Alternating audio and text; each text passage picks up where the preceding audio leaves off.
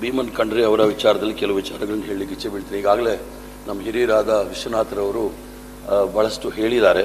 ಭೀಮನ್ ಖಂಡ್ರೆ ಅವರ ಸಂಬಂಧ ನನಗೆ ಸುಮಾರು 52 ವರ್ಷದಿಂದ 1976ನೇ ಇಸ್ವಿನಲ್ಲಿ ಸಂಜಯ್ ಗಾಂಧಿಯವರು ಬೀದರ್ ಜಿಲ್ಲೆಗೆ ಭೇಟಿ ಕೊಟ್ಟಾಗ ಅವಾಗ ರಾಜಕೀಯ ಕಾಂಪಿಟೇಷನ್ ಭಾಳ ಇತ್ತು. ಒಂದು ಕಡೆ ವಿಶ್ವನಾಥ, ಒಂದು ಕಡೆ ನಾವು ಎಲ್ಲ ಅವರು ದೇವರಾಜ ಅರಸು, ನಾವು ಇನ್ನೊಂದು ಕಡೆ ಅಂತೇಳಿ ಮಾಡ್ತಾಯಿದ್ವಿ.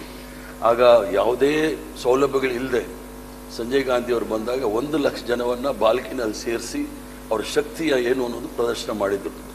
ಮತ್ತು ಭಾಳ ಸರಳ ಜೀವಿ, ಅಂದರೆ ಭಾಳ ಸರಳವಾಗಿರ್ತಕ್ಕಂಥ ಗಾಂಧಿವಾದಿ ಮತ್ತು ಕಡೆಯವರೆಗೂ ಸಹ ಖಾದಿಯನ್ನೇ ತೊಟ್ಟು ಅವರ ಸರಳತೆಯನ್ನು ಮೆರೆದವರು. ಯಾಕಂದರೆ ಕೆಲವರು ಮಂತ್ರಿ ಆದ ತಕ್ಷಣ ಯಾವ್ಯಾವ ಥರ ಇರ್ತಾರೆ ಅಂತ ನಮಗೂ ನಿಮಗೂ ಎಲ್ಲರಿಗೂ ಸಹ ಗೊತ್ತಿರ್ತಕ್ಕಂಥದ್ದು.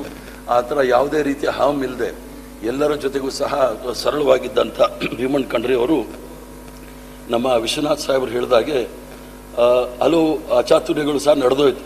ಹಿಂದುಳಿದ ವರ್ಗದ ಆಯೋಗದ ಅದು ಪ್ರಜಾಪ್ರಭುತ್ವದಲ್ಲಿ ಸಹಜ. ಈಗ ನಮಗೆ ಕೆಲವು ವಿಚಾರ ಒಪ್ಬೋದು ಅಥವಾ ಒಪ್ಪದೇ ಇರ್ಬೋದು, ಅದಕ್ಕೆ ಪ್ರತಿಭಟನೆ ಮಾಡ್ತಕ್ಕಂಥದ್ದು ನಾವು ತಪ್ಪು ಅಂತ ಹೇಳಲಿಕ್ಕೆ ಆಗೋದಿಲ್ಲ. ಅದೊಂದು ಬಿಟ್ಟರೆ ಇನ್ನು ಯಾವುದೇ ಅವರ ರಾಜಕೀಯ ಚರಿತ್ರೆಯಲ್ಲಿ, ಯಾಕಂದರೆ ಅವ್ರ ಸಮುದಾಯದವ್ರು ಭಾಳ ಸಂತೋಷ ಬಿದ್ದಿರ್ಬೋದು, ಅವನೂರು ವರದಿಯನ್ನು ಸುಟ್ಟಲಿಕ್ಕೆ ಪ್ರಯತ್ನ ಮಾಡಿ